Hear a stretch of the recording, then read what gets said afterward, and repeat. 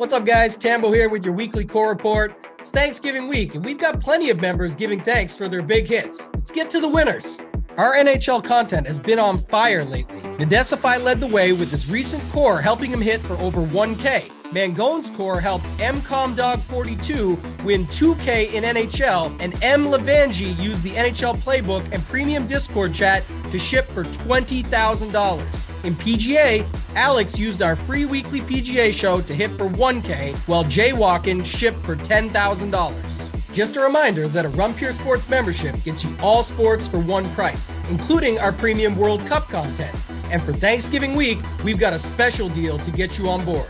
For a limited time only, sign up for a Run Pure Sports membership using the promo code TURKEY50 and knock 50% off your first payment on a monthly subscription. This includes SaberSim packages. You can't beat this deal, so make sure to sign up now. Our NBA and NFL content stayed hot this week. Reminder to sign up to our YouTube page to access all of our great free content streamed daily. In the NBA streets, Magic Muffin hit for 2K, while our guy Mangone continued to dominate Saturday NBA slates with a 9K winner.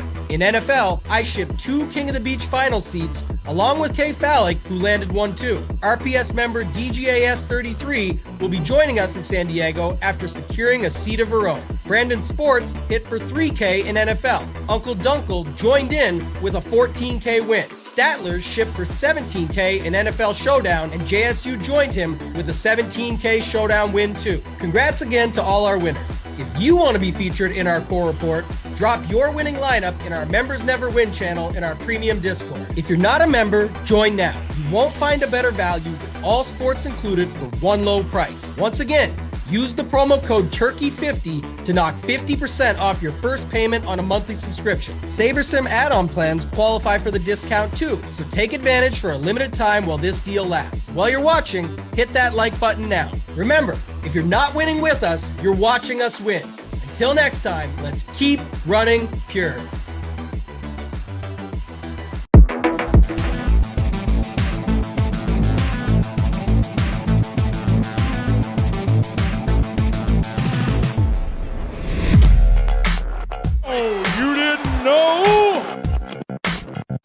Your ass better call somebody. It's me. It's that BIGT.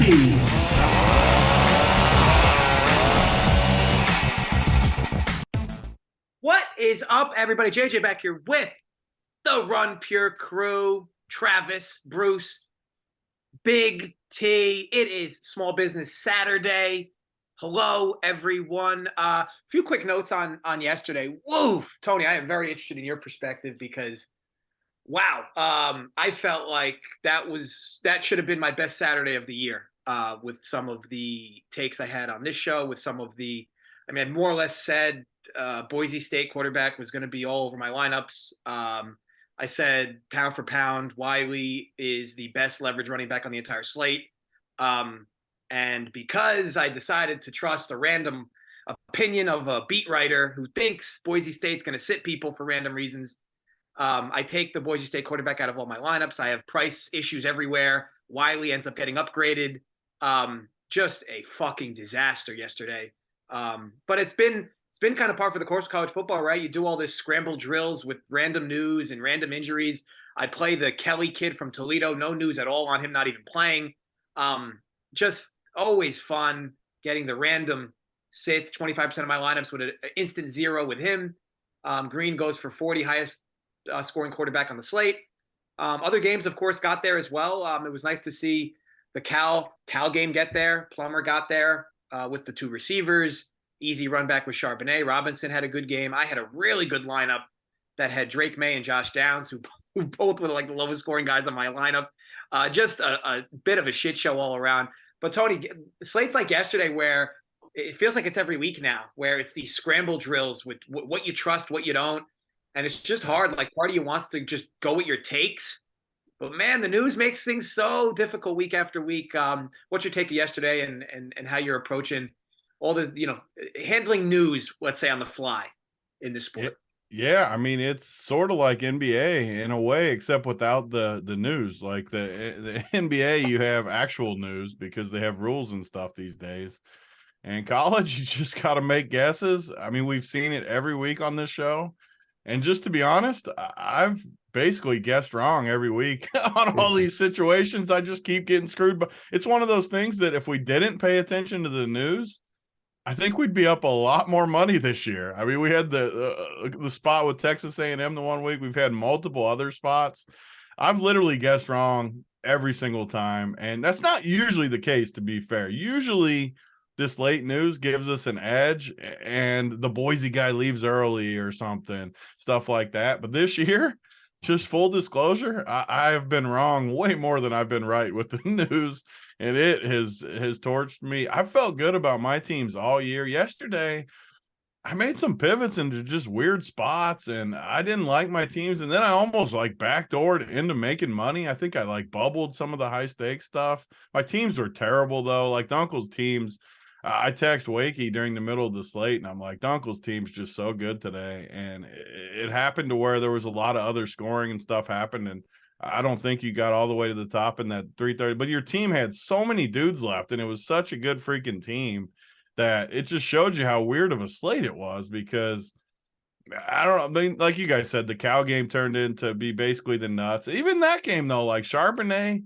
kept coming out, and was he hurt, or like I didn't understand. I know everyone had Charbonnet, but it was just another thing that it was just weird. Like he just kept coming out, and the other dude was playing way more. I don't know. It's the reason I love college, because I can embrace a little variance, but it does tilt you when you catch the wrong side of it. And I played that's what's funny. So after the morning, I ended up having like a weird team, and I was in a weird spot. I needed to pivot. So I ended up playing the Colorado State quarterback with that receiver. And that's how weird my day was. And they actually did good. Like the receiver crushed, the running back or the quarterback did pretty good for his price. My team was so bad. I'll admit it. My team sucked yesterday. I ended up doing decent, but my team was way worse than the result. I'll say that. It was a weird day. I hope to do better today. Yeah, extremely annoying. I had Wiley in 4 of my lineups, but then when I started switching things around, taking Green out, I had all this extra money. And then I put Finley in, and then it's like he's going to split snaps. So I take him out. It became just. And then he did decent too, right? Yeah, he did good. 20. Yeah, he did 20. He did good too. It's such a weird day. So yeah, I mean, extremely frustrating. Because it's like you said, you know for a fact you're not going to get your takes right every week. And you want to make sure that when you get your takes right, that your money's in the right areas. And the Wiley take was the best take you had, by the way. Like that was just, he was low owned, he smashed. He was the key to the slate without a doubt. Yeah, and the shame of it. And granted, I was fortunate enough that the Boise lineup I had him in it as well. I mean, the one Boise quarterback lineup I had the one Wiley lineup. But again, Drake May and Josh Downs, I'm thinking if I just get 20 from each, I'm likely going to ship. And I think they got 20 combined, like 20 combined. You told me that game would have gone, what, triple overtime or double? Triple overtime. If you told me that, I would have just full jammed that game. That game went to triple overtime? A minimum double. I think it went triple. I'm pretty sure. I'm almost positive. It might have been a missed field goal that ended in double overtime. Actually, now that I think about it. Either way, the game went a long time, and if you told me that, I would have full jammed it. Yeah. But either way, enough about my tiers. Bruce Mangone, I hope you guys had some. I obviously overall I can't complain. I did have a lineup that snuck in, I think in the top 5, but just felt like it should have been. That was the last take before you go to Bruce. Our boy Palmer again. Why couldn't we play the saying it in the chat? A freaking Palmer. Maybe the most polarizing guy of the whole season, where he just donuts, sucks, or just nukes. And yesterday was the nuker again at 2%. Didn't I say the 6K range was kind of interesting? We've already talked about Palmer 6'5". We talked about Horton 6'2". Who was your one dude that you were? Horton and Bobo. I don't know what he did. You're about those good dudes. The quarterback. my guy dropped the 26 piece. Tony. He got the job done. Scored a header. And it makes me even more frustrated because I switched decent shares off to Prater, who I was never going to play, and I definitely was never going to play. That's what got me. And Prater saw. I just in a spot like that, I never play a guy like Prater in that spot, and because I had to with the Boise, I just very annoying. That was me too, Uncle. That's what got me into my weird spot, was playing his ass. And that news killed. because I see him at 25% ownership, and I'm like, all right, well, it's not bad. At least I'm at the field. Then I'm watching this dude throw the football, and I'm like, this dude fucking sucks. Like, he's So terrible. bad. Yeah. And then they run it in every time when they actually get in position where he could run one in and help us. They just hand it to the running back, and he goes through a massive hole. Yeah. But yeah, as they say, just max entering cash. LOL. Our boy CSU in the chat says he imagine swapping Green to Finn with the late news. He might have been there in the tilt factory with us. Yeah. And look, I mean, to CSU's point, we were probably all tilting in our own way yesterday. We're not alone. I think we're just kind of letting the sentiment of the industry yesterday, because it was overall, I can't imagine anybody got everything right. There was just no way. But all right, anyway, onto this slate. So we'll try to go through these games relatively quickly. There's a lot of them. And I'll be honest, I think DK did a decent job of pricing today. It's relatively tight. There's obviously some spots, but relatively tight. But I think we can go through a lot of these games relatively quickly, unless, of course, Mangone says he likes all these receivers in the 6K range, and it doesn't mention a single one until the last game of the show. Again, fake news, and I mentioned all those that crushed. So Dunkel, I think I had a great show yesterday. I'm looking to have a great one again. Yeah, Horton was a smash. I mean, that last 40-yard touchdown pass absolutely made him nuke the slate. Is that why he got? I didn't actually watch the CSU. Yeah, it was like 6 minutes. He got there a 50-yard touchdown. Yeah, he caught a 40-yard touchdown late, which got him in the bonus. And yeah, but it was. I ended up playing him on like 4 of my teams of my 5. He definitely had over 30. I know that. Oh, he crushed for his price. He did good. So yeah, good stuff there, Travis. All right, so we'll start with Georgia Tech. This should be a relatively easy game. Now I'm going to take a brief victory lap here, because every week taking a lot of victory. I liked when you came out of the show. Please. By the way, I loved when you were taking all those victory laps. I want that more from Dunkel. I love the victory lap. You're not going to get this version of me often, but I freaking love it. That's all we need is a little tilt. I got to give you a bad beat reporter to get you to brag a little. I'll do it every week. This is Small Business Saturday Dunkel in the house. So he's like, man, yes. I hit basically everything on the slate yesterday, Mangone. I had all the best calls of the year. I love this version of Dunkel. He's going to tell us he's the number 6 college football player in the world, soon to be number 5. What if he came on the show and he's like, I'm the number 6 college football player in the world? He introduces himself like that. The takes from these 3 don't matter, because you have the number 6 player in the world. I love this version of Dunkel. But so I am going to take another victory lap here. Brock Bowers is a guy I never play, and every week the 3 of you stroke each other to Brock Bowers, who every week gets 8 points. Occasionally he drops a 30 burger, but the dude's price did come down a bit this week, so I guess he's a little more in play than he was 2 weeks ago or a week ago, whatever it was. But you guys just knob slob to Brock Bowers, and I want to be clear: the dude's NFL talent. He's going to be good. Georgia just does not use him at the usage rate that we all would, I'm sure, love or whatever.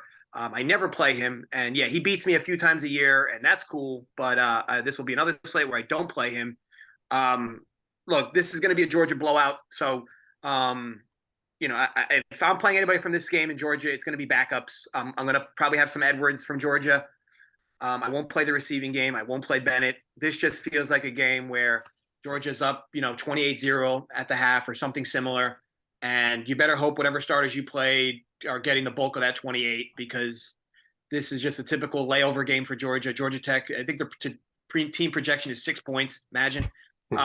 So overall, from my end, nobody in this game outside of maybe Edwards on the running back for Georgia. I think these backup running backs in games like this, they don't really see much ownership, or they don't often see much ownership, and they're going to get more usage than they normally would. Georgia Tech, obviously, I'm not playing anybody. I guess you could argue for Milton, but even him, he's dusty as hell. It seems like they trust Edwards more as their backup. So yeah, for me, it's just Edwards in this game.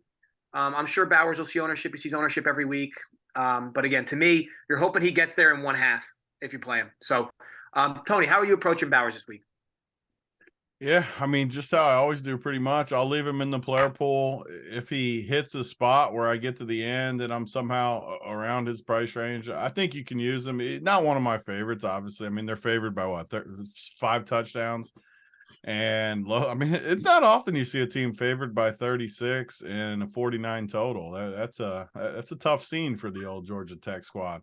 So I don't know. You don't need anybody from this. I definitely wouldn't play too much. They are going to score They're going to score a decent amount of points, though. Easy 42 points. Like I always talk 42 and a about, half. easy points. Darnell Washington had a big game last week. I've always had my eye on him. I'm going to use him a lot in the title game or in the conference title game, the playoffs. I can see myself using him as when these slates get smaller and like the value goes away.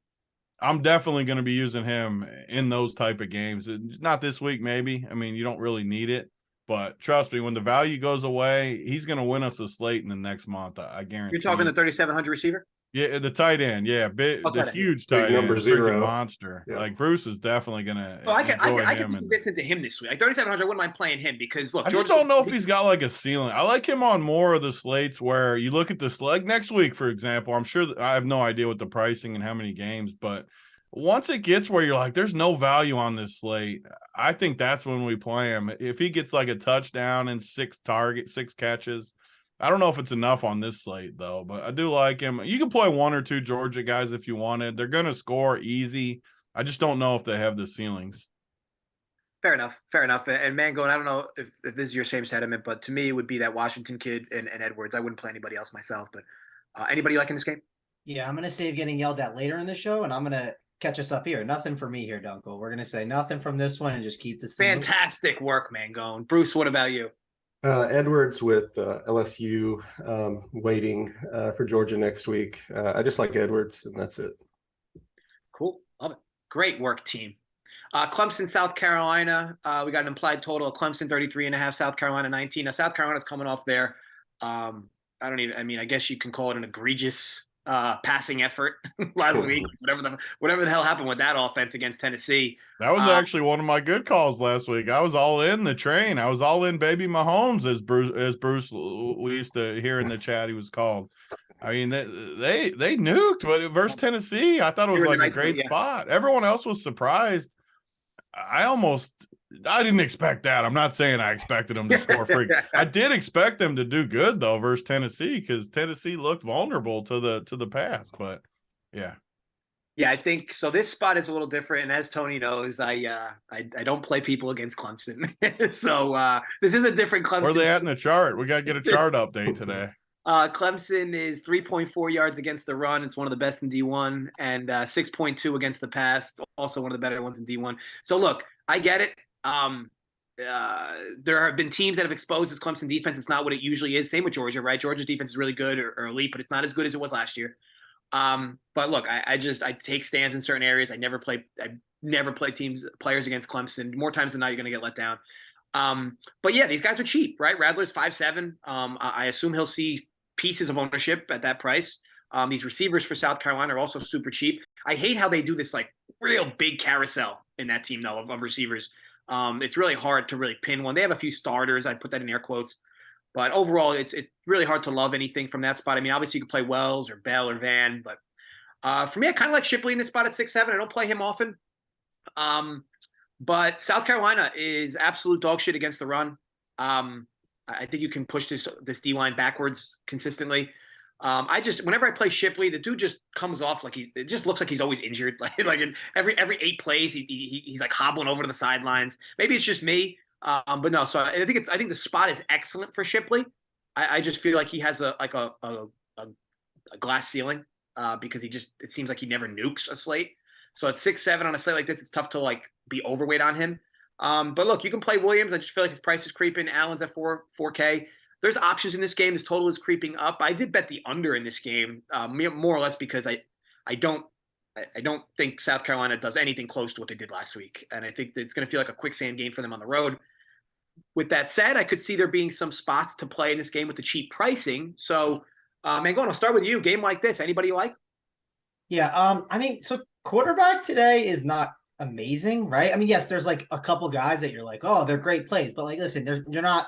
I know some people like replay one lineup sometimes, but like, hey, there's other guys you need to consider. And I think DJ's in play today. I think as crazy as that sounds, I don't think I've said that all year. He's definitely been a little bit better, but I think this is a spot where we could take some chances on it at 7.4K. And I don't love the price tag, but I do think he's interesting. He's at home too, Dunkel. I know you like that if you are spending. It's not like spending a lot, but hey, at least it's 7.4 feels like you are spending a little bit at least here. And these receivers are cheap to pair with it. You also have Collins, who seems like he is going to play, but you never know in college football where, hey, you could easily just play Williams and like, hey, Williams and DJ, just pair them up together. That could easily work out as a pretty nice combination. So I think he's definitely in play there. I know Wells Jr. is another one that I'm looking at a little bit as like a correlation if you wanted to play him. He's a cheap receiver, but overall, I think this is a game that like maybe just grab a piece of like DJ and one of his receivers and then just kind of move on. But I don't want to load up on this game. Yeah, it's going to be a relatively same sentiment. Bruce, on your end, game like this, anything stick out to you? Mainly staying away from South Carolina as well. I do like Shipley a lot. I think I have him second in the playbook just because, and running back is rough this week. I do like him quite a bit. Clemson receivers are tough to nail down. Antonio Williams has been good. Davis Allen at 4K is not bad, not a bad value. But yeah, just mainly Shipley and moving on. What about you, Tony? Yeah, so I'll be the contrarian of the group and say that I agree with you guys about Clemson, but these prices for South Carolina are too low. You got Bell is 4,500. The dude nuked last week. I know it's a tough matchup, but you're going to give me a receiver 4,500 that got 17 carries, 12 carries, and 16 carries the last 3 weeks. I mean, you're getting another running back for 4,500, and he's going to get targets. He got 5 targets last week too. I know it's a tough matchup, but man, 4,500 for that is borderline lock to me. And on top of it, he's not going to get that much ownership just because it's versus Clemson. So I love him. I love Wells too. I don't like him as much, Wells, but he's 5,100. And the dude, look at his box. He's crushed tons of games this year. He's the run back, right, Tony? Like if you do the pass game, why play Shipley? You guys said it. Like Shipley can run against them. Yeah. And these prices, like you can literally play Rattler, Bell, Wells, Shipley. None of them are expensive. And I think you have upside based on the prices. I'm not saying these guys are going to get you 40 again. Yeah, I'm saying they can get you 20 plus, all of them though. If you get 20 plus from all 4 of these guys, you're going to make some money today. I'll tell you that much because I don't know. I really like these price points. Like if these guys were 1,500 more, which they should be, I wouldn't like any of them, but they're all like 1,500 too cheap to me. Yeah. Rattler is 5'7". They should keep Bell out there a lot more, but they have 2 of their running backs back this week, Beal Smith and Marshawn Lloyd. They both traveled. So it's just one of those things though, Bruce, like they should be smart. I hear people say it. He's just looks so good. And I don't see why they'd go away from it. But again, it's back to what we started the show with. It's more of a just feel play, but he looks so good. I don't see how they don't do that again. Also, they have the old out tag and the questionable next to him, Bruce, as we talked about. Like it's staring you in the face. So next to Bell? No, not Bell. The other guys. The running backs. The guys he was just talking about, Beal Smith and Lloyd. Like one of them's questionable, one of them's got the out tag, and he says they're going to be back. So that just goes back to that same point we talked about yesterday. Sometimes these guys have the out tag, and they leave those tags. Yep. All right. Yeah. So I mean, I can't disagree. I am going to stick some Bell in just so I have some exposure, and that means a lot, Tony, because I never play anybody against Clemson. So, so call that respect from that. Thank you. Means the world to me, Dunkel. Settle down. All right. So Oklahoma State, West Virginia. This game, one of the higher totals on the slate, right? Oklahoma State projected 35.5, West Virginia 27. Now. Crazy part is if this game gets played like, I know it's silly, right? But if this game gets played 6-7 weeks ago, I feel like Spencer Sanders' ownership would be much higher than it would likely be today. They've been struggling as a team. They've been a little all over the place, but it does look like they're getting a little healthier, especially in the pass catching department. Sanders has looked, relatively dusty recently though. But yeah, I'm going to have some Sanders exposure. He's a guy I often play. So I know people are 50-50 on him often, but I'll definitely have some Sanders in my lineups. I'll likely pair him with Braden Johnson, who I get wrong every slate. So with that in mind, don't pair him with Braden Johnson because Braden Johnson loses me money every time I play him. But yeah, I will have him today. He makes the most sense to pair. Maybe even your boy, it was Stephen Johnson, Bruce. I mean, you want to talk about a guy that consistently lets us all down. He's always priced cheap. always on the field and always does nothing. But so yeah, you compare him with that as well. Easy run back. Well, I say easy run back, not necessarily easy, but so Sam Brown last week. Sam James last week was annoying because 3 catches, 100 yards, and 3 touchdowns.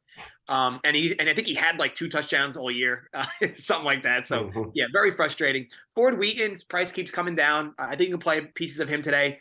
Sam James, look, I don't love the spot. His price keeps going up, but one thing Garrett Green does is he targets him on these deep shots. So yeah, he can definitely get there. Green will probably be somewhat popular. Dude's got some dual threat about him, and quarterback, as has been mentioned, it's not exactly super easy to go to spots at quarterback today.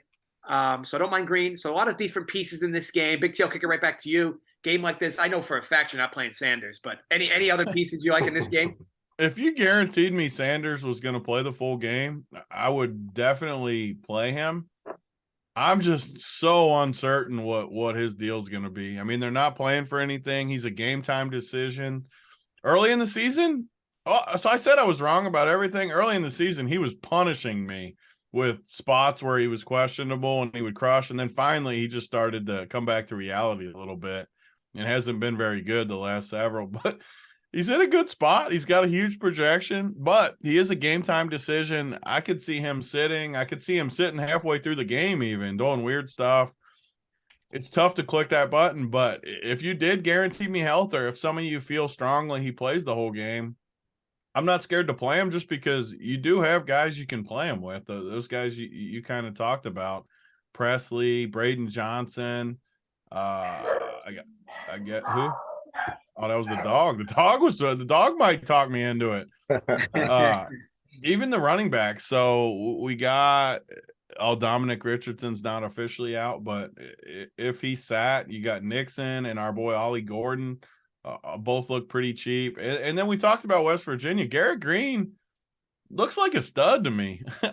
As crazy as that sounds. And by stud, I mean like DFS stud in college, where he just runs. So has he only played the 2 games? Or where's he at real quick? He started last game. And he came in late the game before? Yep. So he went for 36 and 28 in only his 2 games. We talked about him last week on the show too, because he went 14 for $119 against Oklahoma. Last week he goes for 28 and he only had 17 rushing yards. I just like playing guys like this. They just have upside, and that's all we want in college. Okie State's defense is fine, but I don't see them really slowing him down. You can put him with James. I don't think you have to, but man, he showed the upside too. So it's a perfect example of like a tournament spot where I could stack this game up a little bit, and I think there's definitely upside. There's also risk. So I wouldn't go like super crazy with it, but if you told me this was the game-winning stack and this game was 48-42, I wouldn't be shocked one bit. Yeah, I think it's definitely an interesting game overall. But Mangone, how about you? What do you like? Our boy Hofbrau in the chat says he thinks Sanders transferring to Tennessee after the year. So that's kind of what I'm talking about with the risk, though. Like, makes sense. I don't know. Like I said, I've guessed wrong all year, but I feel a little uneasy about Sanders. Transfer mid-game. It would be good. Once I finally play him for the first time in my life.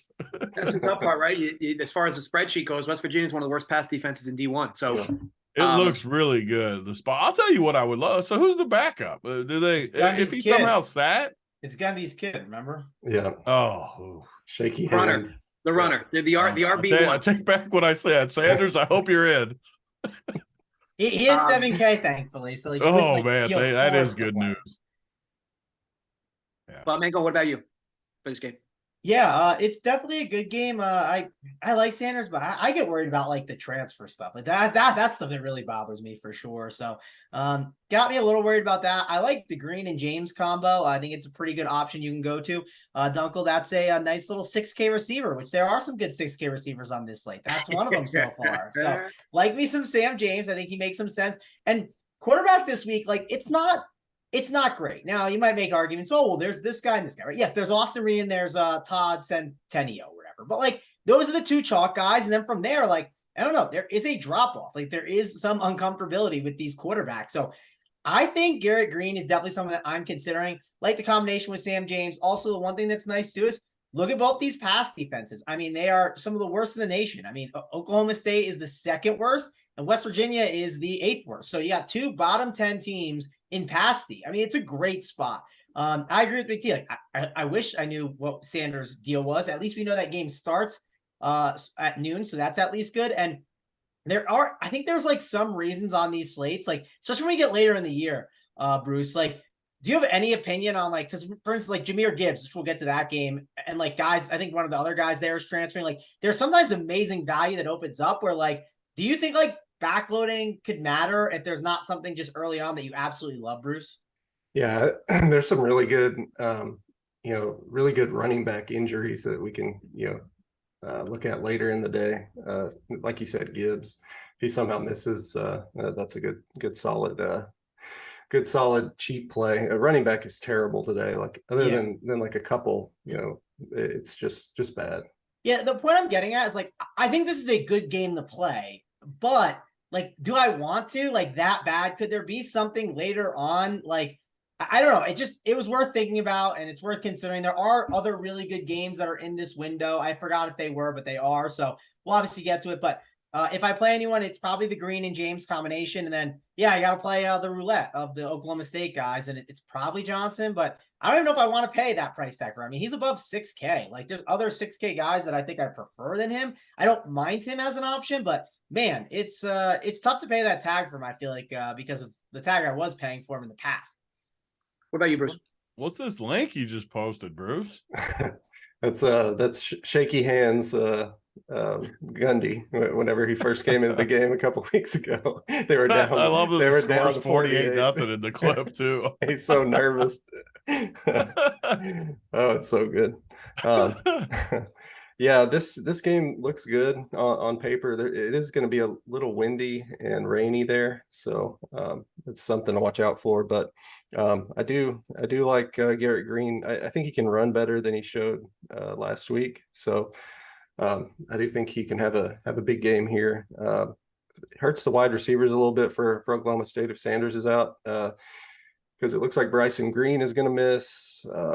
Man, it's Jaden Bray, it's Trace Ford, Tyler Lace, Bryson Green, Thomas Harper, Jason Brooks Jr. Game time decisions are Dominic Richardson, Spencer Sanders, and the guy who's back is Stephen Johnson Jr. So that's the full report in the Discord chat. So check all that out. So it should be on the outside, should be Braden Johnson, Presley, John Paul Richardson, and then Stephen Johnson on the other side. So Stephen Johnson's interesting. It's just so hard to play him. He's out on the field the whole game, but just hasn't produced yet. He does have that. I think he had a touchdown one game I played him, but that was pretty much it. I got to get off the wagon on that dude. You guys can nuke with him. I got to sit on the sidelines. I've played him like 4 weeks. Yeah, it's tough. On the West Virginia side, if Prather misses again, which I think he is, maybe he's already transferred out.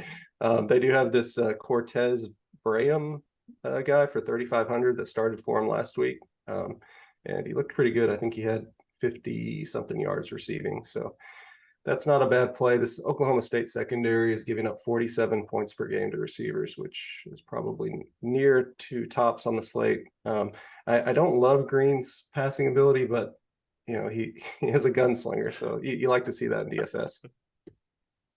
All right, yeah. Then I guess we could move on. A pretty marquee game. I don't know how much DFS equity there'll be in this game. I don't love really anything in this game, but Ohio State, Michigan, arguably biggest game of the year thus far in college football. All these guys are priced up where they should be, but again, you got and the Ohio State running back situation. I haven't gotten right once all year, like all year. I play Hayden. He doesn't play a single snap. I play Mayan Williams. He's about to go for 50. He gets hurt after he gets 25 in the second quarter.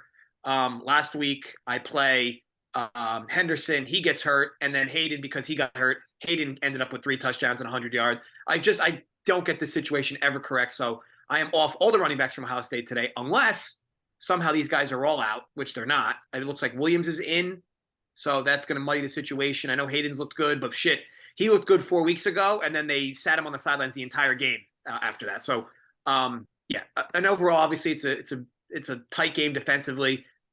Yes, Tony, the spreadsheet loves Michigan's defense. So yeah, Ohio State's defense is good, but it's obviously not near as good as Michigan. This game figures to be a complete game in the trenches, though. Whichever team's O-line, D-line holds up the best, likely the team that ends up coming out winning and of course covering. But yeah, so Michigan's is like literally like the best in D1 against the run and the pass. Like it's actually like really impressive. So yeah, I'm not going to target anything. Look, I play Harrison every week. I will not play any Harrison today. Yeah, look, of course you can get there, but this will be the first week all year I haven't played Harrison, so that should tell you how much I respect the Michigan spot. But yeah, all these guys are priced up. You could play Corum, but I don't know if he's fully healthy because it looks like he's going to play today. But yeah, other than that, all off for me in this game. There is nothing I like specifically. Big T, what about you? Anything you're going to in this game? Yeah, I like Hayden. Hayden looked good. I think I've always hated Mayan. I think Mayan's terrible. Even when he's in there, I've always thought he's terrible. Hayden looks good. He just nuked last week. Again, it's more of an eyeball test, but they've never liked Mayan that much. The dude nuked last week, and he's 5,400 on top of it. I like him a decent amount today. They're going to be focused on the passing game. I think Hayden has a chance to do pretty good today at 5,400. I wouldn't be surprised if he got all the work. I'm playing Harrison a decent amount too. I like playing these tough matchups. I've talked about it all year on these shows, these college shows. I don't like playing Harrison as much when I don't think they're going to be pushed. I like playing studs when they're pushed in tougher matchups. I know that sounds backwards, but it's just how I do college. Like if I know it's going to be the tough spot, Harrison's better than anyone. He's the best receiver in the country, in my opinion. I'll take my chances. I'm not saying he's a must. I'm not saying any of that, but I am saying I'm over projecting him and going in on him. So those would be I'm not going to play Stroud just because I don't think there's enough to go back and forth to pay off 9,200 at quarterback. But Harrison and Hayden, Corum, I've played Corum every week. Killed me last week having him go for 25 in the first half and then just couldn't play anymore. That was so tilting. Kind of like we've been talking about all show with the tilt in college that happens with this stuff. I wish I could play him today. The reports are he might be limited a little bit. He just looked bad to me last week after the injury. I can't see paying 8,600 in this. I wish I could, believe me. If he was full health, I would play him today 100% in this spot. But I just can't do it. Edwards supposedly looks decent, but I don't think I can play him either with the uncertainty at 5,600. So for me, just Harrison and Hayden here for me. Cool. What about you, Bruce? I love Ohio State in this spot. I think that Michigan hasn't played anybody this year. If you look at the offenses they've played, it's nobody. Maryland put up 27. That's probably one of the better offenses they've played. Illinois, I think we all pretty much thought Chase Brown would have an off day, but he ran for 140 and 2 touchdowns last week. And Tommy DeVito was 21 for 30 through the air. So, I mean, I think this. If Michigan, DeVito's ever dicing you, you got problems. Yeah. I think it's just a good spot. Marvin Harrison's going to be low owned today, just because of his price and the matchup. So, don't get me excited, Bruce. You're getting me excited now. Such a good spot for him. I think he's going to smash today. That's he's going to be 5% owned, single digits, which we never see. I do like Hayden as well. I have him in my GPP core at the moment. So I think it's a good spot. You can play some Stroud, but he's priced up a little bit. Bruce, how does Stroud get there? Like where does it? Who else can I play besides Harrison if I want? Because I think you have to play 2 with Stroud just because of his price, and he doesn't. Who else would you play? Mecca just hasn't done it really. Yeah, maybe Stover. 5 touchdowns on the year. You could probably play him. Fleming's still getting some run. I don't love him as much, but he's a highly rated guy. So maybe someone like Stover or Fleming. Mangone, what about you? Yeah, I'm torn on what to do with this game. I mean, you guys are bringing up good points to kind of get on it, and this is a slate that I like. There's not a lot that sticks out that I absolutely love for sure. So the idea of trying to get in on this game sounds fun, but the Stroud price is kind of tough for me. That's the one thing that I'm definitely struggling with. If it's anyone, it might be like the Marvin Harrison Jr. as like a One off at the top. I got a lot of salary. Get this guy. It's an absolute bullet that can just drop a huge game. I'm with Tony. Like, I don't mind these guys when they're in tough matchups because, like, he's one of the best in, like, the league. You know what I mean? Like, and people are going to be scared of it. You're getting that with the price, not the price, the ownership discount. So I'm certainly down to take that. Running back is rough. So that's why I don't mind the idea you guys are talking about with Hayden. It's rough in the running back position, and maybe just saving a little bit there and going up and grabbing some like absolute just like bullets at receiver that can just drop some huge games today is not a bad route to go. So it's something that I'm thinking about. I don't have a lot of value receivers I absolutely love. There's a couple, but it does seem like not a bad week to just spend down at my running backs. And I don't know, you guys have talked me more into that one for sure. It's something that I wasn't like really on as much, but the more we talk about it, I think I'm interested. All right, let's move on to next game up. Actually, next two games should be pretty relatively popular as far as ownership and stuff goes. So JMU and Coastal. So Coastal's without their quarterback. Look, I'm not saying Grayson McCall is worth 14 points, but they're going to be quite dusty without him offensively. And JMU, they're really good against the run. You can throw on this team though. On Coastal has one of the best passing offenses in D1, but they will be without their quarterback today. So take that for what it's worth. I just think I think it's objective saying this was the most mispriced game of the slate. You can play the JMU quarterback and the JMU running back together in a lot of lineups, in my opinion, because both of them are mispriced by easily 1,500. A guy obese? I don't think it's obese. Bruce, how's that pronounced? I hope it's obese, but I don't know. It's obese for us. That's all I know. Oh yeah. A guy who's obese. That we'll just leave it. We'll just leave it like that. A guy obese at 5'4" and Centeio. There's no R, right? It's Centeio. Either way, I'm going to keep butchering these guys' names, but they're the pound for pound best value in the entire slate. To me, I'm finding myself pairing them a lot together because I just want their points. I don't want to figure out who does what on this team. I just want whatever touchdowns JMU is going to score. And JMU is a really efficient offense. They've really kind of come to life this year. They run the ball really well. They throw the ball really well, and you can throw the ball all over Coastal. So you can play receivers. JMU has this a little bit of a similar type of carousel at receiver, so it's hard to kind of predict where points come from. But these guys are still cheap. You can play Thornton. Looks like Brown's going to be out or should be out, so you can slide in some of these other cheap guys.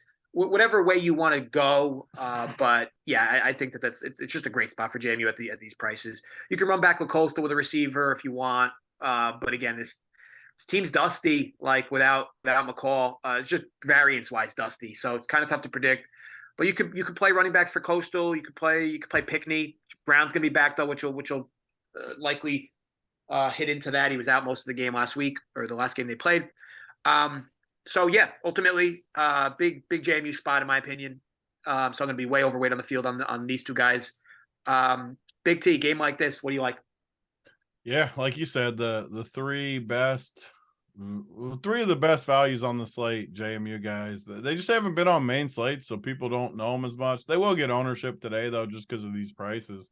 I mean, you look at this quarterback from JMU, and he just has crushed all year. Basically, every single game except for the game he got hurt, it looks like he just crushed, and he's 5,800. So, and he can run on top of it. And this game, I'm pretty sure means something. I don't see how you don't play this guy. The downside to him is he's going to be very, very high owned for, I don't know. Just I gave the warning. What was it, 2 weeks ago, where I don't even remember what the game was. A game, Houston or whatever, where everyone was playing this East Carolina team that hadn't been on the slate. Everyone was saying how easy it was, and I just said, just be a little more cautious with this, because these games in college, you just don't. Weird stuff happens, and East Carolina is still East Carolina. And then they just totally busted. Everyone was tilted. That was one of my few good calls of the year. I've been wrong about a lot. That was a good call. I almost feel the same way about this game. I'm not going to put the hex on. I just feel like everyone is jamming this game, not knowing that much about them. The prices are great. The projections are great. Everything looks great on paper. Don't get me wrong. everything looks great. But you look, I mean, it's a 53 total, 14. It's 4 something. Could it play slower? I don't know. I'm just saying be cautious. They're the 3 best plays according to projections and all of that on the slate. I think Coastal doesn't look great. They like to run the ball too. It looks, I assume they like to run with all these running backs. Yeah. But I don't know. I'd just be cautious with this one. They do look good on paper though. How about you, Bruce? Yeah, Centeio is just a great play today. As y'all said, it's hard not to just jam him in there, especially with there's not a ton of value today. So in my main lineup right now, I have him and Obese in there. So just to grab all that scoring. Obese, I love Obese. I hope that's how they actually pronounce it. It just has to be. I love it. The receivers for JMU, I like Thornton a lot, just like probably everybody else. He's going to be pretty high owned to put in there with Centeio as well. Ravenel, I guess, is the other guy that looks good, plays most of the game. He's going to be like a quarter of the ownership. Thornton looks like the better receiver here, but it's one game, so you never know. In tournaments, you can play a guy like that and get a little bit different. But it's the best game of the day for sure. Pricing wise, just to get some of these other studs in there from these other games. Fair enough, man. What about you? What are you doing with this game? Yeah, I mean, I'll admit, like, I don't want to play this game. I'm mad it's on the slate, but like we have to consider it. It's not there's good plays here, right? Teo's pretty good play. Thornton, and obviously if you have the other receiver who's doubtful, that's going to obviously help bring some targets more maybe to Thornton or to the cheaper guys, which gives you a little bit more value for your lineups. We talked about how running back's not great, right? Living in that 5K range, that sounds nice to me, right? If I don't like running back that much today, and Obise's been solid. Maybe it is playing just like the quarterback and the running back. Like we talk about how can you be contrarian within the stack? If it's just playing the quarterback and the running back and then like fading like the receivers, I don't know. Maybe that's a good way to do it. So that's something to think about a little bit there. But I think that they're both good options. And I'm curious to see what you guys think about some of these other games coming up, because there's not a lot of good game stack spots. And like, this is one that it feels like a lot of the ownership is going to be on. If you do play this game, which again, you can play it, it's not a bad game to play. You're going to have to start getting different in other spots of your lineup. You just can't eat every single chalk piece, right? You got to find like the Wiley that Dunkel found, at like 10% that goes off for a monster game. So that's just something to think about when kind of building out your lineups. And that's something I'm trying to make a decision on. Is this the spot to just play and just try and make it different within the stack and then just play some other good plays around it? Or is it the game just to fade? And the price tags, that's the problem. They're really good price tags on these guys. And they're also salary relief plays that help you get in some of these other big end studs. Like maybe that helps you get in a Marvin Harrison Jr. If you started your team with Centennial, you put in that running back Obese, and then you put in Marvin Harrison Jr., you're probably pretty different right there. And that's a good starting point. Fair enough. With that said, we can move on to another big game. FAU in Western Kentucky. Another one of the higher totals of the slate. Definitely going to be ownership pieces all over this game. Western Kentucky looks like they're a road 7.5-point favorite, 34.5 team total. FAU 27. Tony, as far as the spreadsheet goes, big game incoming for Western Kentucky's run game. The problem is that the run game is a bit of a disaster. It looks like Robichaud. Bruce, how'd I do there? Yeah, I think that's pretty close. Thank you. Looks like he'll be back today. Take that for what it's worth. I don't know what his usage will be or what, but he will cut into, which is probably a good thing. He will cut into a running, maybe running backs who might have been chalk, like a Irvin Pondexter might have been somewhat chalk if this guy was out. But either way, it does make a lot of sense that Western Kentucky's run game does well, but it's hard to predict this run game, which is likely going to drive down ownership here. So yeah, if I can get confirmation that Robichaud will see the field, I likely will have some. The guy catches passes, got hurt last game, or at least was back last game, but after being hurt, and maybe gets a little better workload today, because it makes sense. Everybody runs on FAU, so I think that spot makes sense. Outside of that, obviously you can go to the passing game. Perry on the other end is a bit of a dual threat, but not as much as you would think he would be. He kid from Florida, right? Miami, I think. That dude Miami. sucked. Miami. I think at least. Yeah, Miami. That makes sense. Well, he's playing a little much softer conference these days. So yeah, he's basically usually good for 20-ish. A little tougher matchup for him though this week, but West Kentucky plays fast, so speed the game up. So he's in play. But receiving options, Corley. I guess Corley's probably going to be one of the highest on receivers in the slate. I'd assume. It just makes sense. He's one of the few high-priced guys that you feel like he has a very high floor. So yeah, you could easily pair Corley with Austin Reed. Likely to be a popular stack anyway. But Bruce, I'll start with you for this game. Obviously, a lot of different pieces to like. What are you doing with it? Yeah, it's a really good game. I like the quarterbacks in this game a little bit. I know N'Kosi Perry kind of gets a tough rap at times, but he's been a really good passer this year. At least a lot better than years past. He was terrible in Miami. It was really hard to watch, long wind up, just all over the place. But he actually rates as one of the better passers on the slate, which is crazy. And Western Kentucky can be beaten through the air as well. So I don't mind him, but yeah, the other side of the game is really good. I love Western Kentucky's offense here. One of the guys that has been getting more carries, I know Robichaud should cut into this a little bit, but Marquise Stepp at 3K got 36% of the snaps last week, transfer from USC and Nebraska. So there, I read an article, they were trying to get him some more snaps. So it's a possibility he can see some goal line work. He is a big guy. So, that's possible as well. All he needs to do is fall into the end zone for you at that price. I think McCammon's going to be popular. The only thing, that you have to worry about is his lack of passing game work here. 1.4 targets per game. I just, if it gets out of hand, it can definitely hurt you.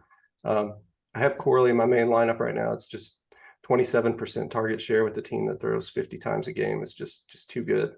Dawood Davis has kind of dropped off since the beginning of the year, but still a good play. Wester and Bruce, has he dropped off because of Jalen Hall's emergence? Right, when these guys transfer over, they kind of like need time. I think that's something to mention. Did you see anything in your numbers on that?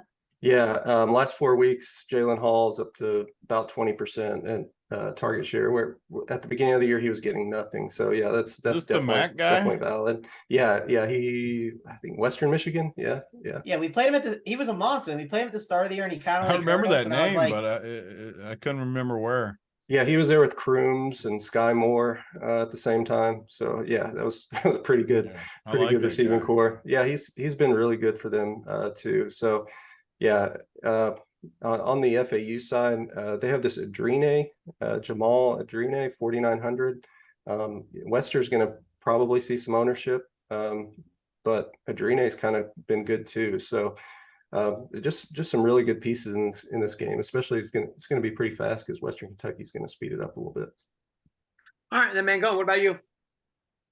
Yeah, one thing I'm kind of looking at with this game is I think the McCannon's a really good play, but Bruce did bring up some good points there with him, and I mean maybe like I'm trying to figure out like if you play JMU quarterback, right, and then you play Austin Reed, which like I'm looking at those options, I'm thinking, hey, maybe that's like the good spot to eat, and then where can I get different other spots? I don't know, maybe it's like trying to like not play a guy like McKinnon as like that run back, right? Maybe that's not a good idea.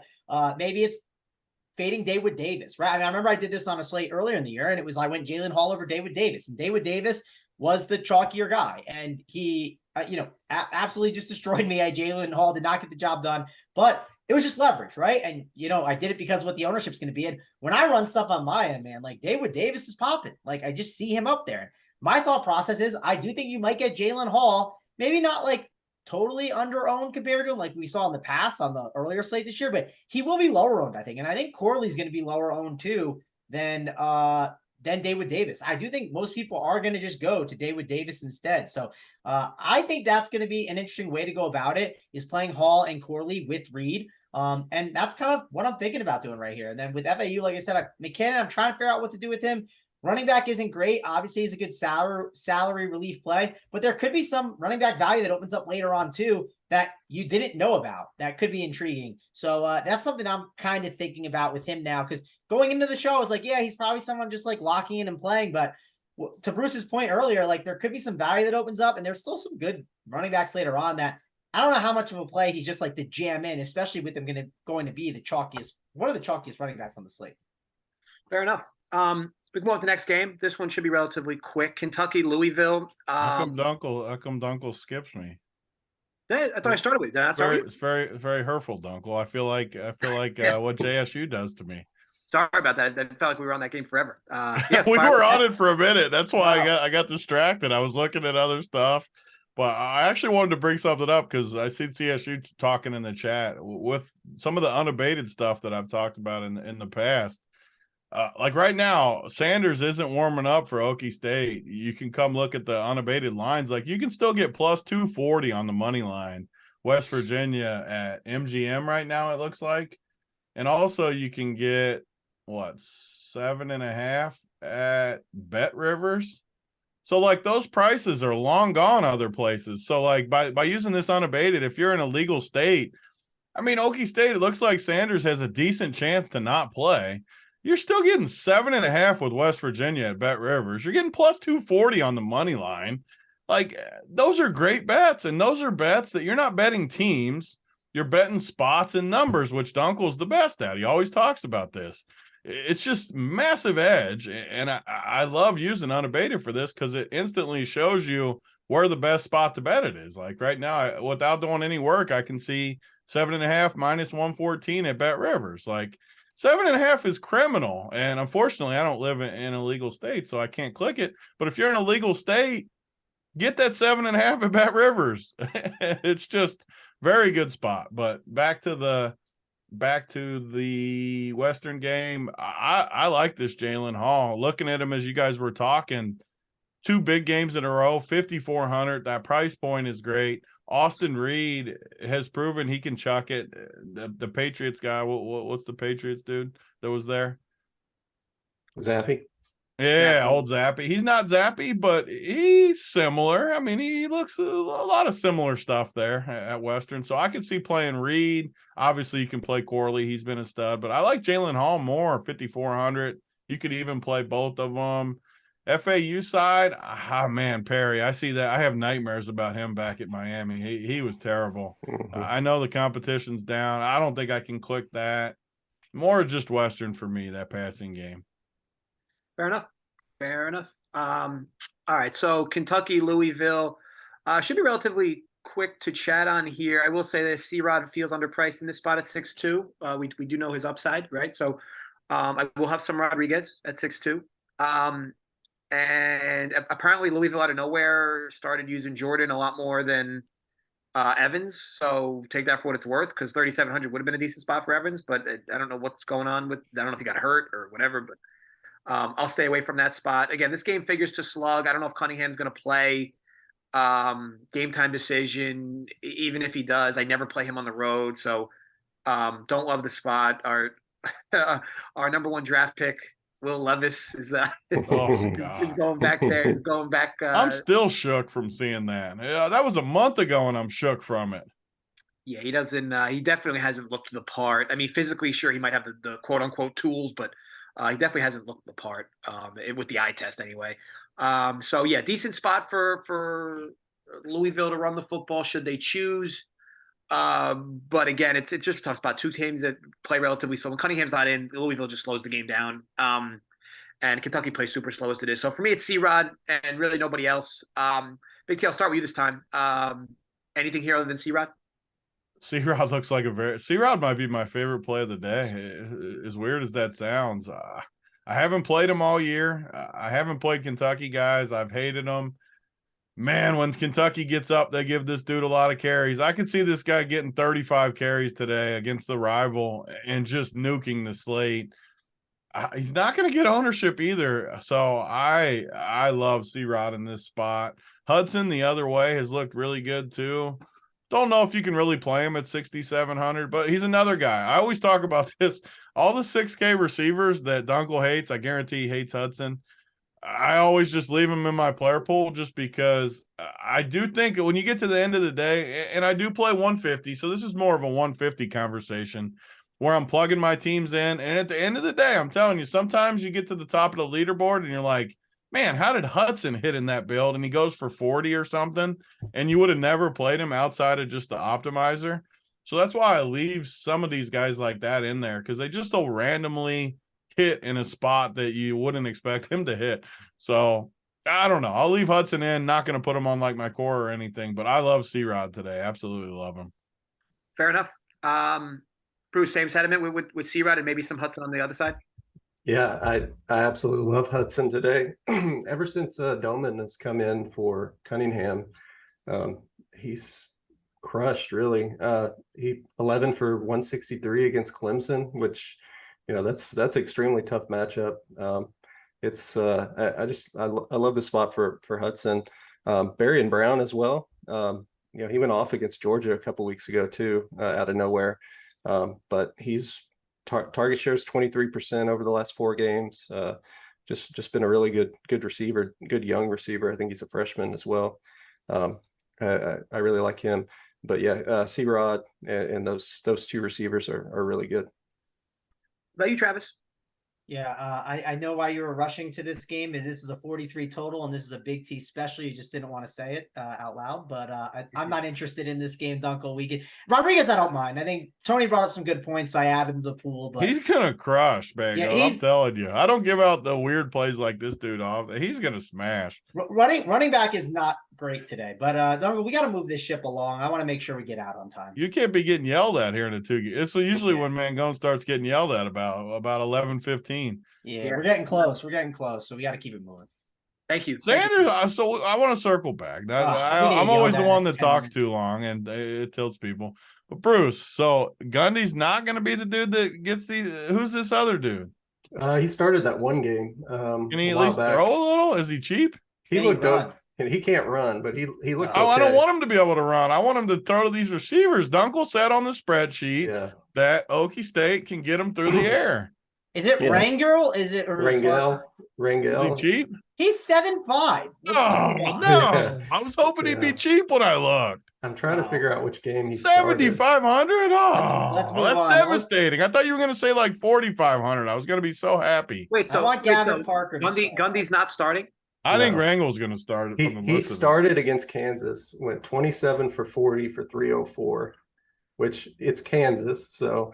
I'm tempted to play him on a team. I'm not gonna. I just have a feeling they just crush. I'm gonna go out there and say Rangel will not be on Tony's main team, and we can move this ship along. It's a good call. I'll agree with you. I'm not gonna deny it like you yesterday. I'm gonna agree. Well, I played him. I still played Bert, so you took an L there. I'm just gonna say that. All right, so now I lost the. All right, so this is Bama Auburn. Bama implied total 36, Auburn 13.5. Yeah, I'll have no pieces on the Auburn side. On the Bama side, decent spot for them to run the football. But, what do we do with Gibbs? I don't – it looks like he's going to play, but I don't – they're going to play him a bit, the whole thing. I like playing Gibbs in games that shoot. Auburn's not going to put up much of a fight offensively. So, yeah, makes it tough. On all fronts. Ja'Cory Brooks, I do like him in more competitive games. Again, this is not exactly that either. And he's priced up to 65. This might be his highest price of the year. So it's just the spot for Bama is a decent one. It's just I'm finding it hard to play any of these guys at these prices. Mangone, what are you doing with the Bama side today? I need Bruce to tell me what to do with Gibbs in this situation. That's the problem, because he's questionable, but isn't there one other guy there, Bruce, that's in the transfer portal or rumors about it, right? Where this could just make it even more of a smash spot. Am I wrong about that, Bruce? I hadn't heard anything there. Okay. But... I thought it was maybe it was I was talking to my buddy about it last night. Yeah, it wasn't it Sanders? I thought it was Sanders.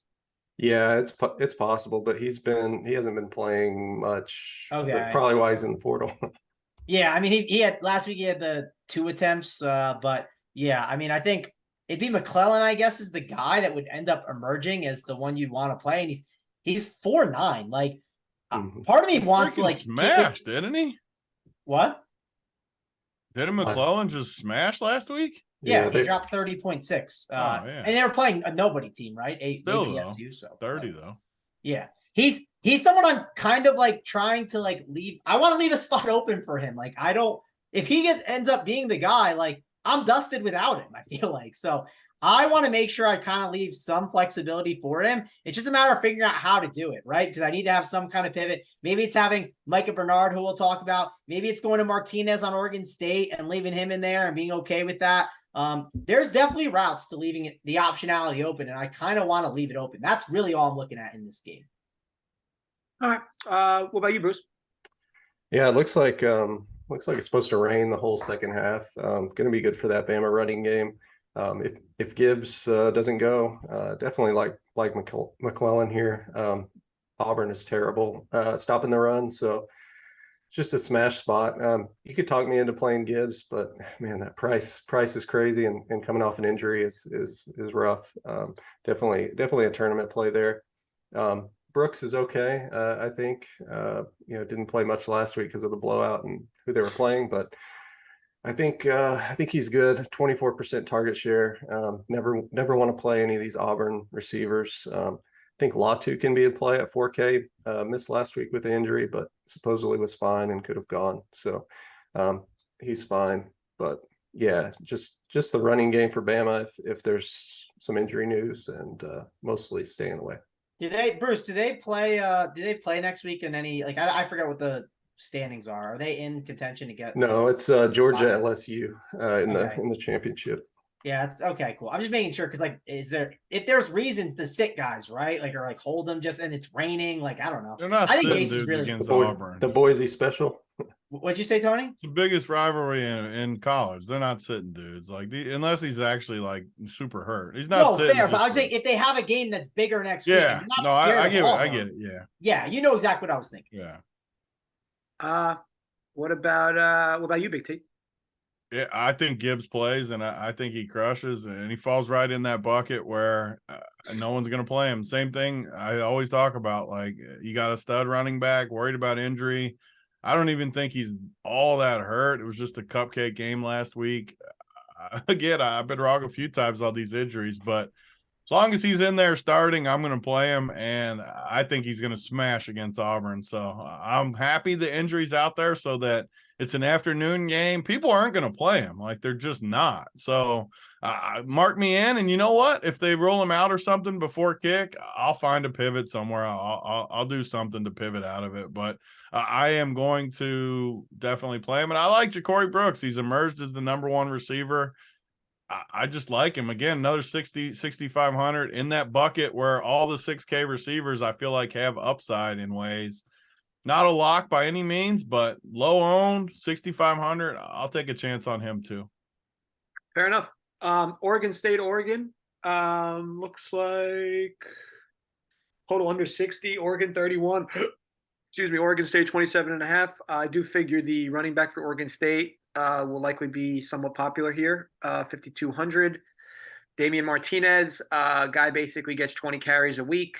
Doesn't really catch passes, but gets more or less all their goal line work. And they're going to get sped up today by Oregon. Oregon, the reason why people don't respect this team is because they don't play defense. Their offense has been great all year.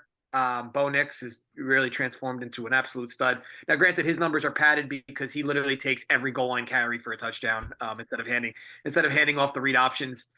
So without rushing touchdowns, without his 1 yard rushing touchdowns, his numbers would look a lot different this year. With that said, he's had a great year. I will not play him in this spot, 9,700. You're paying for peak price in a road matchup. That's not super ideal. I'm old enough to remember when Dunkel recommended him at like 5K unowned. I'll just throw that out there. You don't get to number 6 in the world without plays like that, Mangone. It's true. I don't know how he's number 6 in the world, but he'd be number 5 with all these misses he's talked about today on the show. There you go. He would have cracked into that top 5. You're right. Anyway, Gold-Branson for Oregon State. Not a bad play. Again, we're trying to find options at quarterback that could make sense. 6,500.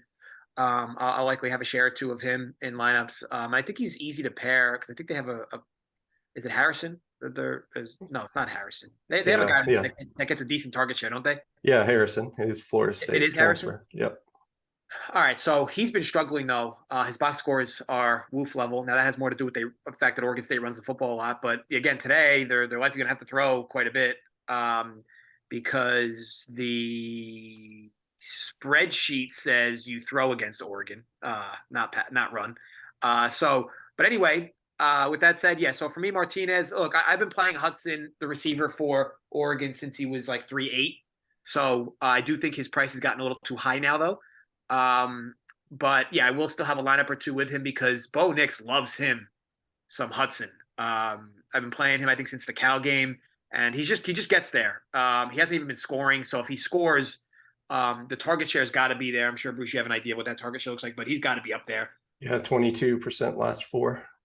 So yeah, have some Hudson. You could play Bucky Irving, but again, it's like I said yesterday with Raheem Sanders. Like these dudes, they get inside the 5, and their quarterbacks pilfer every touchdown. So take that for what it's worth. Irving's a good play, but will he land in the box enough for you? Probably not. So yeah, for me, it's likely just going to be Hudson. I'll have a decent amount of the running back from Oregon State, and I'll have a share or two of the quarterback and receiver for Oregon State. That's it for me, though. Bruce, I'll kick it with you. That sentiment makes sense. Or you pivoting anywhere else? Yeah, I like that.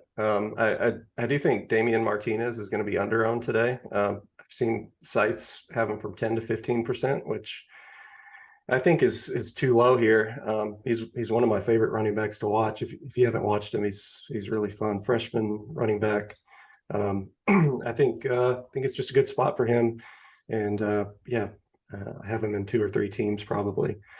Hudson, definitely a good play. Harrison, they're gonna need him today, I think. So just a good solid 30% target share over the last 4 games against a team that gives up 43 points per game to wide receivers. So this Oregon secondary can be had, and I like the spot.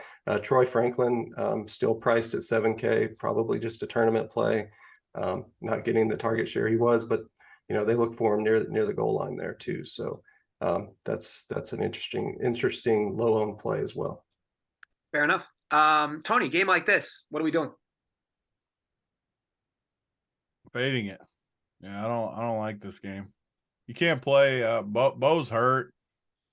I think this game plays slower than you would think with him being hurt. Yeah, I hate this game, so I'm out. Fair enough. Mangone, what about you?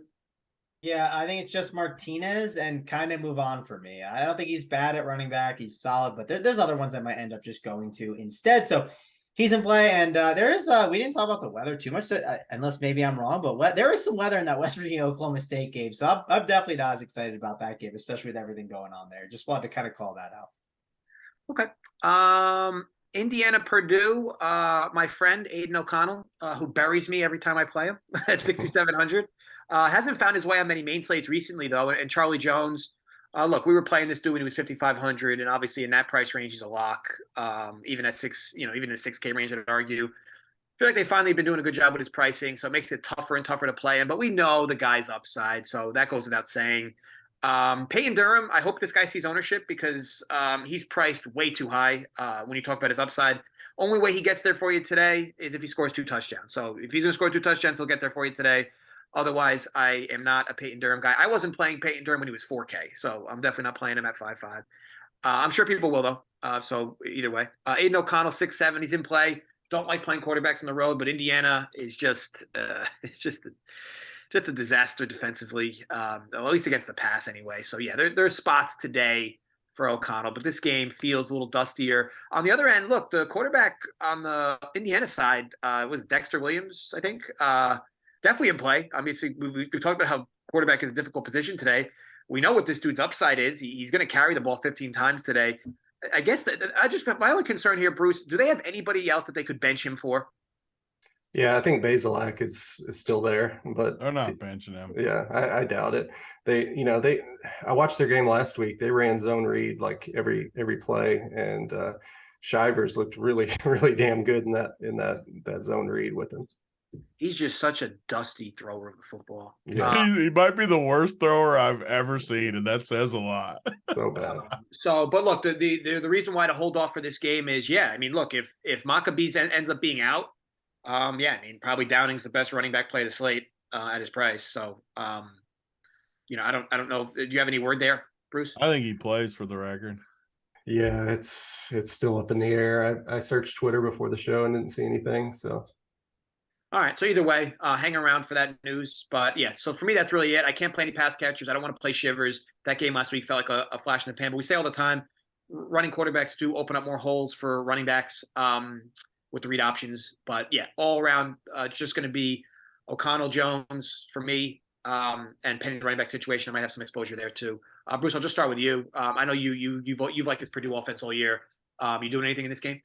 Yeah, I think Indiana is probably one of the worst pass defenses in the country. So I definitely am interested in O'Connell. I know you said you didn't like Durham, but I think Indiana's probably the worst defense against tight ends this year. Oh, the tight end whisperer is going to get me in. Somewhere the there. So it's a good spot for Durham, I think. Charlie Jones, of course, should smash this game. It's just a good game for the Purdue offense to get well. Indiana goes at a fast pace as well. So you can look at a guy like TJ Sheffield if you want a good cheaper receiver. He's priced up just a little bit more, but he's getting a little bit more used in the offense than earlier in the year. I do like Williams quarterback at 5,900. I think he's a decent pivot off of Centeo if maybe you just want to play the running back from that game or something. That's a decent little tournament play there. But yeah, I have a ton of this game. It's hard to play any of these Indiana wide receivers with Williams in there, but yeah, it's a good spot, I think, for offense. Mangone, same sentiment? Yeah, I mean, I like Charlie Jones. A good play. You can pair him up with Aiden O'Connell. Think that's fine. Not really dying to mess with that running back situation on Purdue. I think Maccabee does play, and I'm not really loving anything on the opposite side for Indiana. I mean, you could do like a game stack of this, but like I don't think you need to here in this spot. But we can move on to some other games. Okay, everybody gave their opinion here, right? Yeah, I mean, it's very, very hurtful today. I mean, I just keep getting skipped. You're humbling me in a hurry. Just my feelings are hurt. Very hurtful. Sorry, Tony. Fire away. But you could always play. You could always play Charlie Jones. Dude's a stud. He might be like the most in the country. I don't know the word I want to use, but when I watch him, he looks like a bum to me. And then he just nukes, like his just eyeball test. He looks terrible. I've played him. He just crushes though. So I don't, it just means he's an absolute stud because I don't know what he reminds me of, like a Wes Welker type. He just looks little and fragile, but then he just gets there every week. Like you watch Hutchinson in the Iowa State game. He looks like a man and he gets the same numbers. Charlie Jones looks terrible.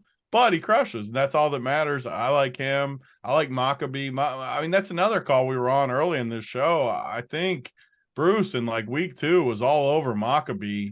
Dude's a stud. He's just good. So as long as he's in, I'll like him. If he's not in, then we'll pivot, obviously, to one of those other guys will be great plays. So Dexter Williams, I watched him in the Ohio State game. I liked him last week. I liked him again. And 5,900 against Purdue, he's going to run. We like runners in the 5Ks, so I'll take my chances with him. I don't know about O'Connell. I don't love O'Connell, so I doubt I'll play him. All right, interesting game here with Wisconsin and Minnesota. It's interesting because Braylon Allen might not play. And you have Ibrahim at 7,400, which feels way too low regardless of matchup, but Minnesota's projected 13 points today. So take that for what it's worth. I'm going to have Ibrahim because he's priced too cheap, much the same way with the C-Rod situation where you just play studs when they're priced like this. But yeah, as far as the betting world goes, the upside doesn't appear to be there for him to have that 30 burger. But, for him to get 30, it's not crazy to think he rushes for 180, Minnesota scores 10 points, and he gets in the box and he gets there for you.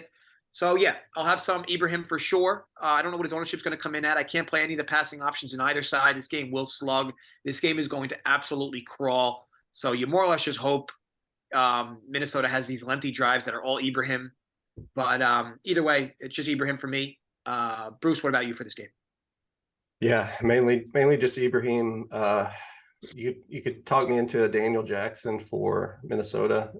36% target share over the last 4 games.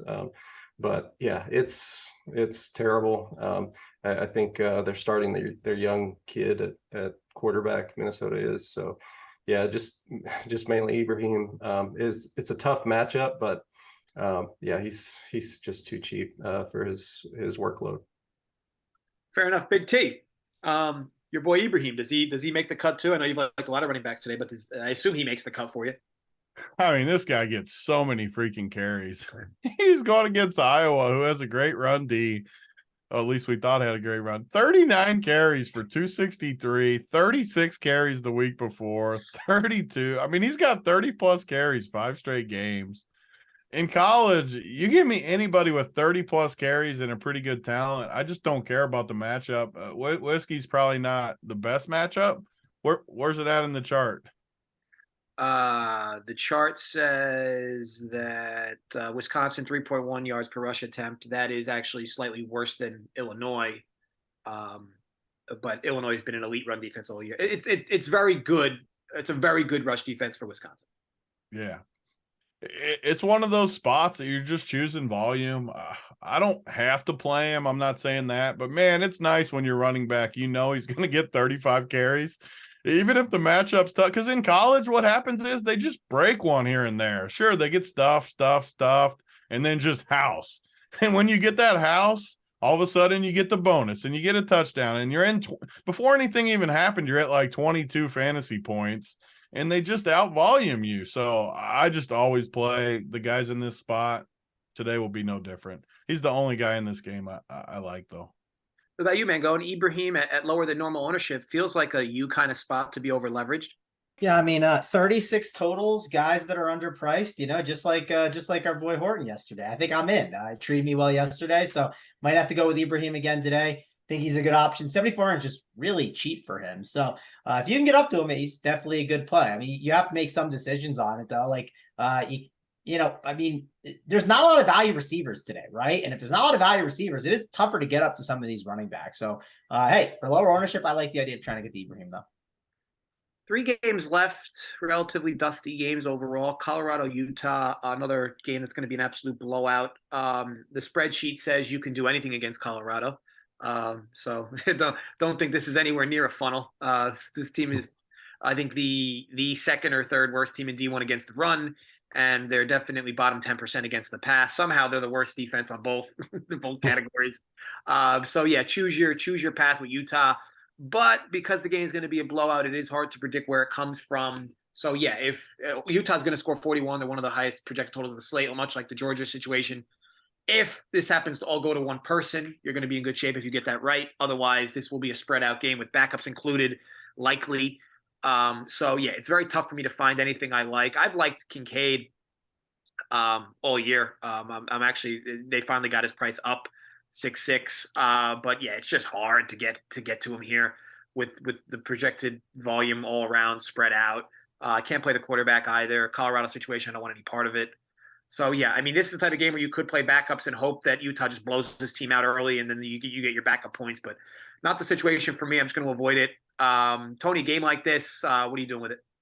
Yeah, it's tough. I mean, Colorado's been in. I wish they would take them off the slates because it's tough with these Colorado games. Because man, they give up the easiest points you've ever seen in your life, and it's hard though because the upside. I saw they just offered the job to Deion Sanders. That'd be interesting if old Neon Deion went to Colorado. He could actually turn that program around. I think they've lost what three games since he's been coaching Jackson State. 3 years, 2 games, something like that.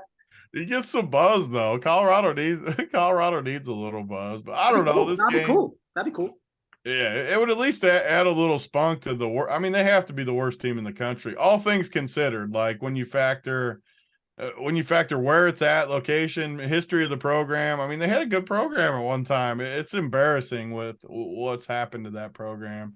So these running backs for Utah, it looks like there's 3 of them, and they're all priced somewhat cheap. But the starter, this Micah Bernard, hasn't been that amazing, but 5,800 against Colorado. He's got a big boy projection that I'm seeing. I might just roll the running back in there. I know it feels like I like a ton of running backs today. It's because I do. I'm just going to play a bunch of these guys. So I like him. I want to hear more though, because I don't know much. I honestly don't know much about Utah. So his projection looks good. The matchup looks good. Why can't I play him, Bruce? Yeah, it's mainly because they run about 4 or 5, maybe 6 guys in there at running back. Even when they get like I love Cam Rising as a quarterback, but they they run in another guy. Man, I can't remember his name.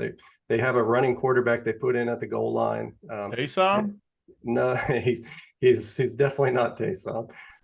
He's man, I blanking on his name. Nate Johnson, 4,500. He has some carries the last few games, and they kind of use him at the goal line to run some in. They also have Jaquindon Jackson, who's listed as a quarterback on DK. They run him at the goal line. They have so many options. Bernard is definitely the best running back they have. They'll run some of him and Glover. It's just a mess for me. I'm mainly going to stay away and hope that it's kind of spread out and hope someone doesn't break the slate here. But yeah, it's extremely frustrating. It's a lot like Baylor yesterday, where you just never know where it's going to come from. Fair enough. Mangone, what about you? Yeah, I like Micah Bernard here. I mean, he's definitely someone I'm looking at. I don't hate the idea, and I mean, maybe it comes back to bite you. I don't know, but like Micah Bernard and Glover together, like, could you take the chance on it? Like, and just like hope they just roll them run game wise. I mean, they're like favorites by like 1 million. Like, Cam Rising is not gonna go out there and just be like passing like up like 20. You know what I mean? They're gonna just be pounding the rock. It's just what Utah does. They love to run the ball. So I think the double running back idea is in play, and I really like Micah Bernard for sure. He's someone that trying to get onto my teams, trying to see how it fits. Obviously, it feels weird, right? You see Ibrahim at 7'4", and then you got Micah Bernard at 5'8", and you're like, man, that gap's not that different. Sure, you could play both, but it is interesting to see like some of these guys priced up a bit. But I think Bernard's just a really good play, and Utah's so bad. Is this the first game that, like, I'm trying to understand his projection because it's just not making sense in my head. It's got to be because Thomas is out. So he's been there this is the first game in this spot, right? Yes. So, yeah, that makes me like Bernard then. I was trying to figure out the projection. I didn't realize Thomas was out. It was just not working in my head, though. I'm like, how is the projection this much bigger than what we've seen? It's hard to fathom his floor being less than like 15 in this. But now, granted, I don't know what the ceiling is, pending how they spread it out. But at 5,800, it's kind of like, I forget what game we were talking about. I was like, you get me in the 20s, even low 20s for that 5,800, you're just keeping things moving along on the lineup. So exactly. Look at the box score of the Arizona game and look at their running backs and tell me that looks appealing, because it should be close to the same score or somewhere around there. Yeah. But in that game, Thomas was in that game, wasn't he, Bruce? Yeah. Yes. That's the thing. Yes. Thomas was there. Like, how many carries did Thomas get in that game? He had a ton, didn't he? He only had 8. Why can't we make the stand? Why can't we make the Stanford game that one? That one was 42-7. Like that one, it looks. I mean, I know I'm cherry picking a little bit, but like Thomas got 22 of the carries in that one. I mean, it was 42-7. We don't think Utah wins 42-7 rather than like 45-20. Yeah, someone's got to score points in this game. It has to. I mean, it has to be Bernard. I don't know, man. It has to be. All right. And I'm not saying he's got a ceiling though. We got Bruce. All right. He probably doesn't have a ceiling. They'll probably run multiple guys, but as far as like a safe freaking play at 58, I mean, the dude has to get 20. I mean, this dude Bernard got 11 carries against USC and 11 carries against UCLA. Like, I mean, in like competitive games, like he's clearly the number one if you had to pick. Now, yes, they kind of do some wonky things at times, but I don't know. I just think the spot's too good. Like, I feel like you're going to be at the end of the first half, you might be sitting there with like 16-20, and you're like, okay, at least the job was done, and hopefully I can get more in the second half. So if you remember, Micah Bernard was the guy who covered JSN in the Rose Bowl and got burnt. He was playing cornerback last year. And, I will say one thing. I don't usually play this spot because when I click on a guy, and I know Thomas was there, when I click on a guy and he hasn't done shit all year, I do have a hard time clicking on him. I'll be honest. It is a good spot though, so I'm conflicted for sure. All right, so we could move on. We have 2 games left. All right, TCU, Iowa State. So It feels like out of nowhere. Iowa State is one of the worst offenses in D1. They don't run the football at all, which is crazy when you think about it, that they have Hutchinson on the outside. But yes, this team is not even a good throw. This is more of Decker's for me. This dude is just awful. I don't know who else they have, but I feel like I get convinced. I convinced myself at 5'7" that the projection makes sense, and I need to play him every week. He's 5'7". And every week they leave him at 5'7", and every week he's just like a dusty. Like when he gets there, it's because garbage time gets him there. He's just a dusty guy to watch. And TCU's defense is bad, so I guess the opportunity's there. But God, it's just a dusty spot. TCU. So I like playing TCU when they're in games that they need to really get up for. Iowa State, I don't know if that's the spot. I'd love to be playing a fast-paced, efficient offense. I'm gonna throw something out there, Dunkel. I don't do this often. One of my favorite college bets of the year, Iowa State outright today. I think they knock off TCU. Yeah, they definitely can. I'll tell you what, Tony, if you like them, then I guess you have to like the Iowa State offense, like, because it's hard. It's hard to imagine Iowa State wins a game here like 10-7, right? And these guys are not cheap, but like they still have Noel at 4.8. Hutchinson's obviously priced right around where he normally is. He's not like too high, but not obviously low. The volume is going to be there. He gets there for you, but doesn't even score. So yeah, I think if you like Iowa State, I think you need to have a stack or two in there, Tony. It's an easy run back game. I mean, you basically you play Deckers and Hutch, and you run back with Miller or whatever you want to do there. But needless to say, I don't love the spot. Iowa State's let me down all year. I play them on every slate they're on because these guys are always priced cheap, and they never get there for me. Today could be that day though. TCU's defense sucks. But yeah, other than that, likely stay off spot for me. Now quarterback's a bit dusty, so I could see Deckers getting into some lineups. But yeah, overall, Tony, I'll start with you since you have a little bit of a higher take on this game. You're gonna obviously you bet Iowa State, but you actually do anything with DFS with these guys? Yeah, I love Hutchinson. This game is going to play slow. They play at such a slow pace, but I like Hutch. Deckers, I agree with what Dunkel said.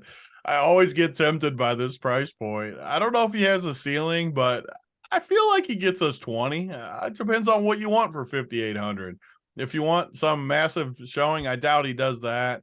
Stanley and Noel are pretty cheap at receiver too. Stanley looks pretty good at 3,800. TCU definitely can play Dugan, Quentin Johnston. Yeah, I mean, you can go to those guys. I'm more on it for a bet than DFS, but definitely like Hutch, though. I mean, Hutch is a machine, just an absolute machine. So that's where I'm at. All right, what about you, Bruce? Yeah, I think it's a terrible game.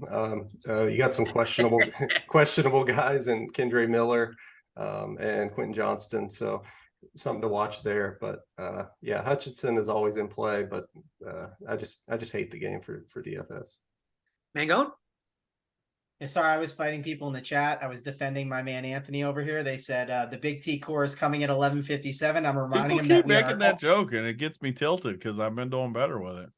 Yeah, I keep saying the same joke again. I mean, try to. I would love to watch like a member hop on and try for an hour and 40. Do a show, build a team, see what your results are at the end, and then get the content. People act like it's so easy to put a player pool up in a core and do a show and I mean, Bruce freaking does it like a champion too. He does more than even I do with the news and the projections, and it's hard. People act like it's so freaking easy. Yeah, it's easy to. If I didn't do any shows, all my stuff would be up way early. But if you want me on shows, it's a little harder. Yeah. So we are on the Iowa State and TCU game. Trying to think of what I liked here. I mean, I know Hutchinson's interesting. Like if you're on Charlie Jones, you have $200, you want to make a pivot to Hutchinson for a lower ownership.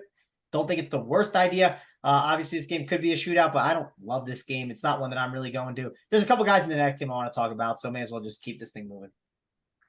All right. Penn State, Michigan State. One thing we know about Mangone, he loves him some Nittany Lions. These dudes split touches all year, and Mangone's been somehow getting these things right week after week.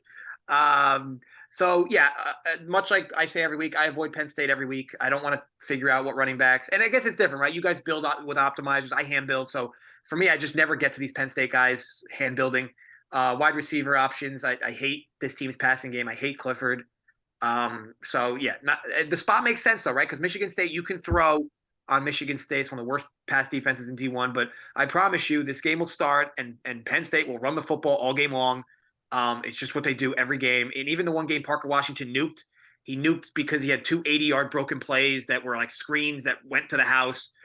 So I don't see situations where these guys ever get there, and he might even be out again. Parker, I don't know. Yeah, I think so. Yeah, so if he's out, why can't we play guys here? We can't play any. Is it against the Michigan State pass funnel defense, or what's the spreadsheet say? Maybe I'm wrong. Maybe it's been updated. The spreadsheet says it's a good spot for Penn State's passing game. The problem is Penn State runs the ball against everybody they play. They just they never adjust to the spreadsheet, Mango. Is what they never adjust. But isn't it? They're one of those funnels though, where it's hard to run on Michigan State, right? That's what I thought. It's like a. They are not. They 3.4. Yeah, they're pretty good against the run. Yeah, definitely. Do they? I mean, I figured they'll adjust. Like, I mean, I don't know. You say they don't adjust, but like this is like an absolute funnel. I don't know. I think Mitchell Tinsley's great at 6'1". Like, I think he's one of those guys that could, no ownership, just like get you 30 and like you're feeling great about your day. Yeah, we'll agree to disagree there. But it's okay. Look, you've been playing the Penn State pass catchers all year, so I can't blame you. It's just not a spot I personally am going to at all. But Penn State's going to score 35. If you're building your lineups, Dunkel, and you're scrambling, you land at 6'1", just a little sprinkle it for Mangone. How's that sound? Fair enough. So other than that, other than the passing options for you, you're not going to touch the running backs with them? No, I don't need the running backs. There's other running backs we talked about that I like on the slate. All right, Bruce, what about you? I love the running backs here. Last week, Indiana ran all over this Michigan State defense, and that was Indiana. So what's Penn State going to do here? I think Singleton and Allen just team up for 100 yards apiece, couple touchdowns. I love the running backs here, and you could sprinkle in like a Keon Coleman for Michigan State or a Jaden Reed. It's a tough pass defense for Penn State, but those guys are pretty elite. I think Coleman is probably going to be one of the best receivers in the country maybe next year or so. If he's not already, he's really, really a stud. And I'm loving these Penn State running backs. Big T? Yeah, Penn State running backs for me. That is it. I mean, I could maybe go to Tinsley, but I just don't think you need it. They don't want to throw. They want to run. I agree with what you guys were saying. I think it is a good spot. I just don't think it gets there. And to circle back, it looks like Corum looks pretty good to me in warm-up, so I'm putting him back in the pool. I just feel like this dude gets it. As long as he's healthy, I love him. No one's going to play him. It lets me run more Ohio State, which I kind of already wanted to do. So, yeah, I just wanted to throw that out there. Fair enough. All right, so that wraps it up. I know we have is it Turkey 50, guys? The code for us? So yeah. Why don't you tell them to hit the like too, Dunkel? You haven't said it once this show. You've had better shows, so let's get the likes in, the pile in it. Well, man, God, I'll say it once, I'll say it again. You're out here building one lineup. I'm building 12, and one hosting. Let him know, Dunkel. Well, listen, I would happily take the hosting duties, but the second I take the hosting duties and you lose the college football slate, it'll be my fault. So I want to keep you, crushing every single week. That was an interesting way to rationalize it, Mango. Okay, so with that said, I wish you guys all the best of luck. And yeah, I don't know how many we have. 147 likes, 520 of you watching. Absolutely deplorable from all you guys. Obviously, we run this every week for you guys, and it's always good content from us. And yes, promo code Turkey50, 50% off your first payment. You get all the content, you get all the cores, you get all the action all day long. We obviously run the show for the main slate, but guys like Bruce, Tony, Mangone just crush the cores in the later slates as well. So yes, be free to join us, see what we're about. All around, most transparent space in the industry. But with all that said, hope you all have the best of fortune today in the DFS streets and betting streets. Gamble responsibly, stay safe, and as always, run pure. We'll see you guys next week.